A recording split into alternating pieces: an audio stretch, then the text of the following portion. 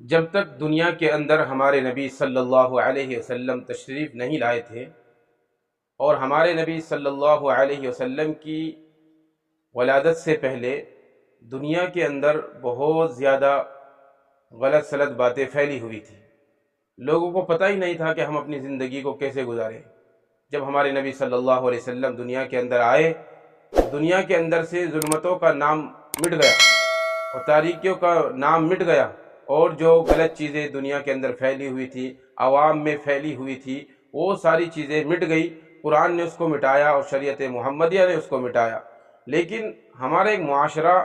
جب ہم اپنے معاشرے پہ نظر دوڑاتے ہیں، اپنی سوسائٹی پہ نظر دوڑاتے ہیں، تو ہمیں یہ پتہ چلتا ہے کہ جن چیزوں کو شریعت اسلامیہ ختم کرتی ہے اور جن چیزوں کو شریعت اسلامیہ جن چیزوں کو ممنوع قرار دیتی ہے اور جس طریقے پر چلنے کو ممنوع قرار دیتی ہے، ہمارا معاشرہ اسی طریقے سے چل رہا ہے، اسی طریقے پر چل رہا ہے۔ جن باتوں کو شریعت نے منع کیا ہے ان کو ہمارا معاشرہ مان رہا ہے۔ جس طریقے سے ہمارے غیر مسلم بھائی ہیں، غیر مسلم رسم و رواج ہے اور ان کا ایک اپنا طور طریقہ ہے، وہ طرح طرح کی چیزوں سے نقصان مانتے ہیں اور نقصان ہونے کا اندیشہ مانتے ہیں، اسی طریقے سے ہمارے معاشرے میں بھی نقصان کا اندیشہ مانتے ہیں بہت ساری غلط سلط چیزوں سے۔ ان کے اندر ایک یہ ہے کہ رات کو، ہمارے معاشرے میں کچھ لوگ کہتے ہیں کہ رات کو ناخن کاٹنا حرام ہے، رات کو ناخن کاٹنا حرام ہے، کہ اگر ہم رات کو ناخن کاٹیں گے تو ہمارے گھر کے اندر نقصان ہوگا، ہمارے گھر میں لڑائی جھگڑے ہوگے اور ہمارے گھر میں بیماریاں آئے گی۔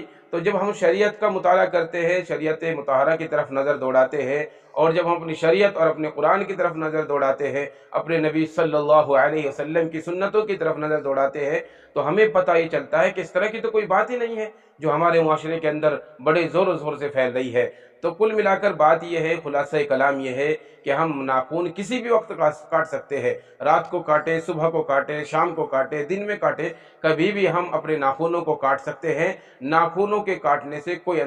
کوئی نقصان کا اندیشہ نہیں ہے، کوئی حرج نہیں ہے، اس سے گھر کے اندر کسی بھی طرح کا کوئی نقصان نہیں ہوگا انشاءاللہ۔ اس لیے ہم ان تمام چیزوں کو دیکھیں اور ان تمام چیزوں کو پرکھیں، اور جو بھی غلط سلط چیزیں ہیں ہمارے دماغ کے اندر، ہماری ذہن کے اندر، ہمارے معاشرے کے اندر، ہماری زندگی کے اندر، ہم ان کو خود بھی مٹانے کی کوشش کریں اور اپنی زندگیوں سے بھی ان کو باہر نکالیں اور دوسروں کو بھی ان تمام چیزوں سے بچانے کی کوشش کریں۔